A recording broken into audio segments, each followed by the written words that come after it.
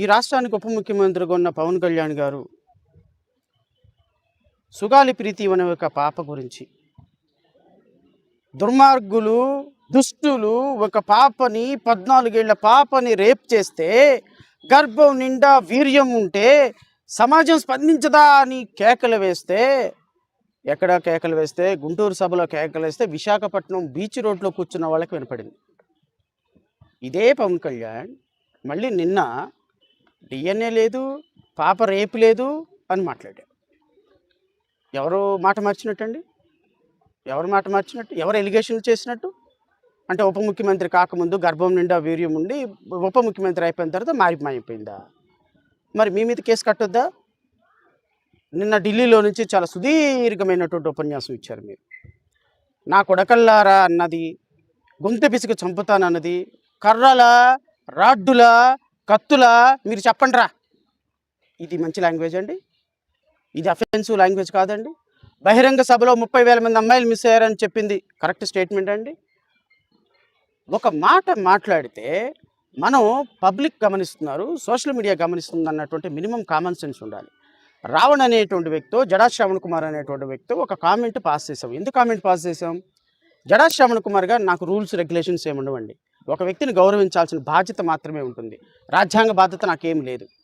పదే పదే నన్ను పట్టుకొని ఈరోజు కూడా ఒక డిప్యూటీ స్పీకర్ స్థానంలో ఉండి 67 ఏళ్ళు 70 ఏళ్ళు వయసు ఉన్నటువంటి ఒక వ్యక్తి 46 ఏళ్ళ వయసు ఉన్నటువంటి ఒక వ్యక్తిని పట్టుకొని లిల్లీ పుట్టుగాడు, భూమికి జానడు ఉంటాడు, పొట్టోడు, వాడు అరకోటుగాడు, ఫుల్ కోటుగాడు, వాడు తీసేసిన మెజిస్ట్రేట్ అని పదే పదే 100 మంది మీడియా సోదరులను పెట్టుకొచ్చుకొని ప్రతి సందర్భంలో మాట్లాడుతుంటే నేను రివోల్ట్ అవునా?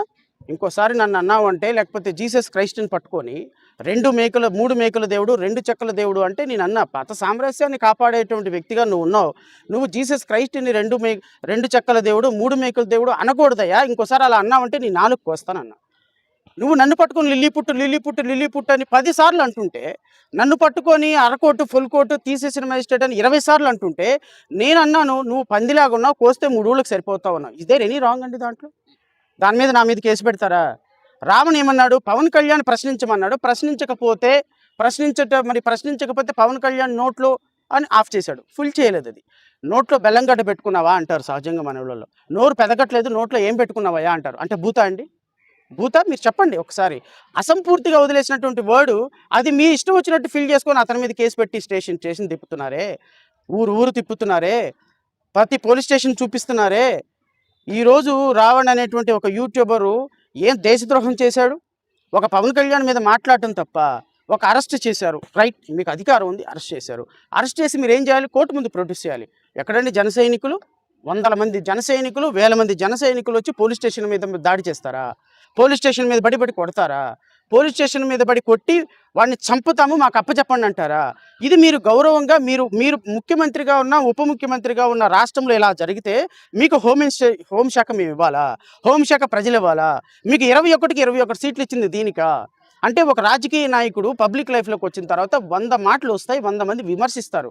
నువ్వు ప్రజా సమస్యల మీద ప్రజాక్షేత్రంలో ప్రజల కోసం పనిచేయాలి తప్ప నువ్వు ఈరోజు నన్ను తిట్టిన వాడి మీద ఈరోజు ఈ స్టేట్ ఎక్స్చర్ ఎంత వేస్ట్ అవుతుందండి?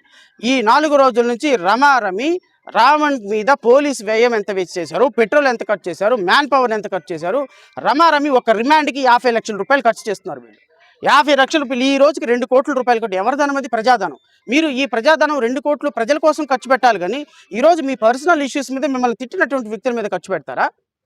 ఈరోజు నేను పవన్ కళ్యాణ్ అడుగుతున్నా, నువ్వు చెప్పినట్టుగా నువ్వు మాట్లాడినట్టుగా ప్రశ్నిస్తే కేసులు పెట్టమంటే రేపు 2029లో నీ మీద ఏమైపోతారు? ఈరోజు రావణ్ ఇక్కడ కూర్చొని 4 రోజుల నుంచి మళ్ళీ ఇప్పుడు ఏ స్టేషన్కి తీసుకెళ్తారో తెలియదు, మళ్ళీ అతని వెనక పరిగెట్టాలి.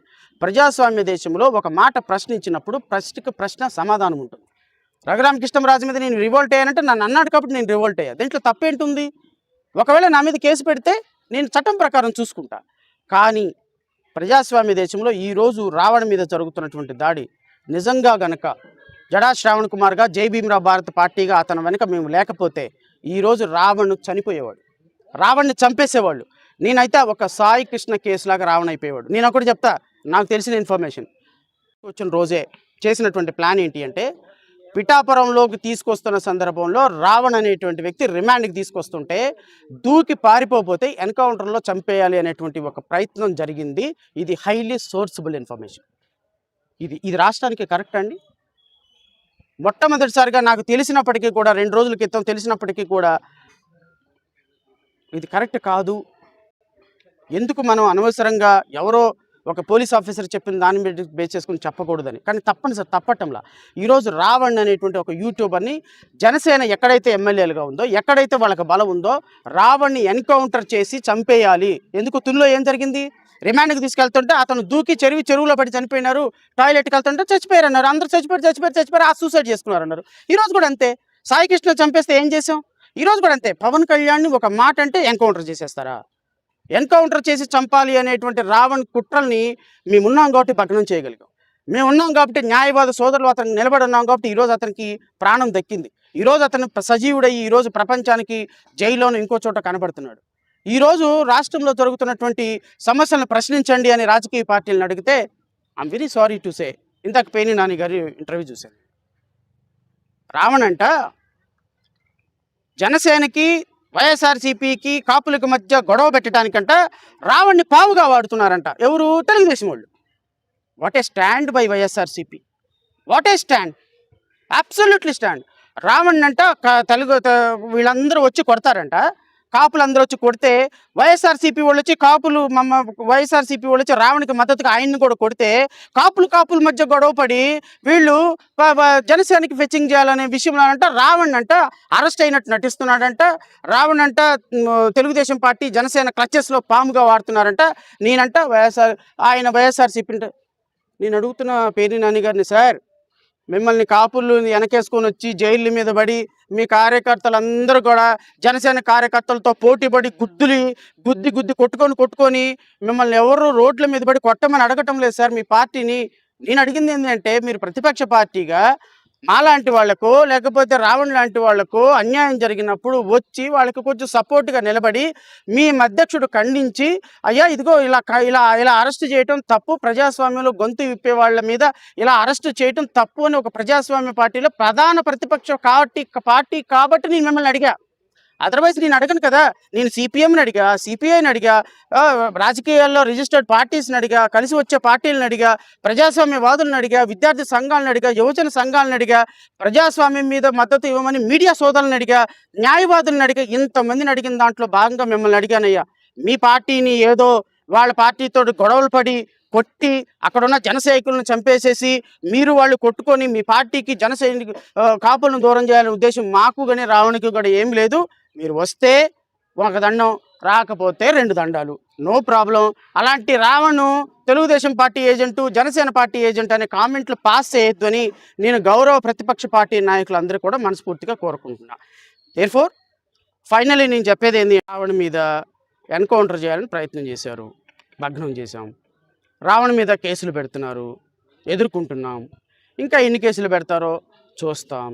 పెట్టండి, మీ దగ్గర అధికారం ఉంది, కొడుతున్నారు, కొట్టించుకుంటాం. ఒకరోజు అధికారం మారుద్ది. మేము కొట్టే దెబ్బకి మీకు ఆల్టర్నేటివ్ కూడా దొరకదు. ఎందుకు దొరకదంటే మీకు ఒకవైపే తెలుసు, నాకు 2 వైపులా తెలుసు.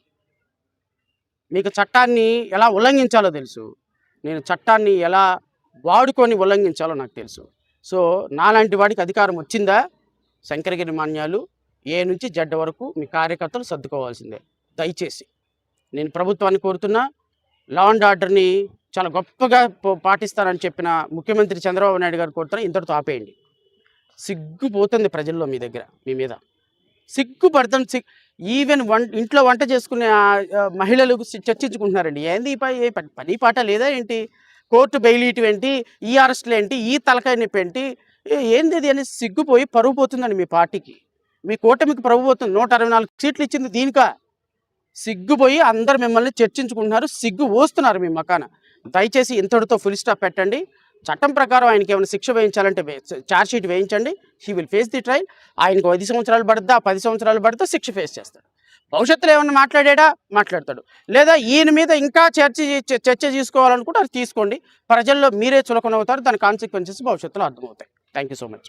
మీరు ఇస్తున్న సపోర్ట్కి అది అల్టిమేట్గా సోదరులారా నేను ఒక మాట చెప్తా, మీరు ఏ ఛానల్స్లో అయినా పనిచేయండి, అల్టిమేట్గా మీరందరూ కూడా జర్నలిస్టులు.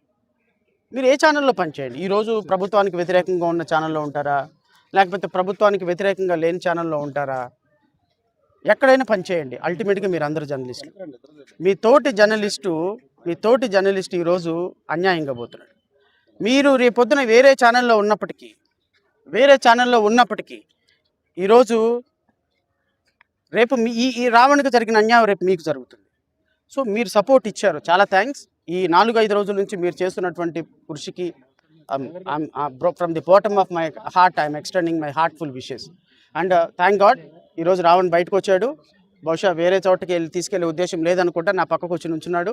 సో దేర్ఫోర్ మీరు రావణ్కి మళ్ళీ బెయిల్ వచ్చింది కాబట్టి మీ సోదరుణ్ణి, మీడియా సోదరుని కొంత ఎక్సెసివ్గా మాట్లాడి ఉండొచ్చేమో, that is always a temperament. So anyway, court మీద పూర్తి గౌరవం ఉంది, ప్రజాస్వామ్యం మీద పూర్తి గౌరవం ఉంది. Ravan will speak about.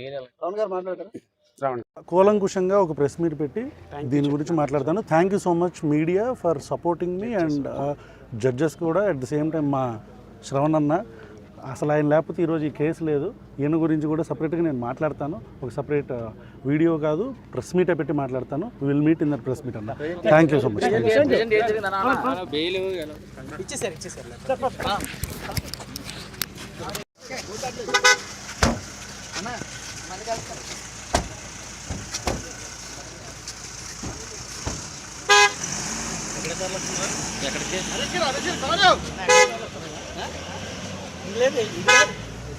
ఎక్కడికి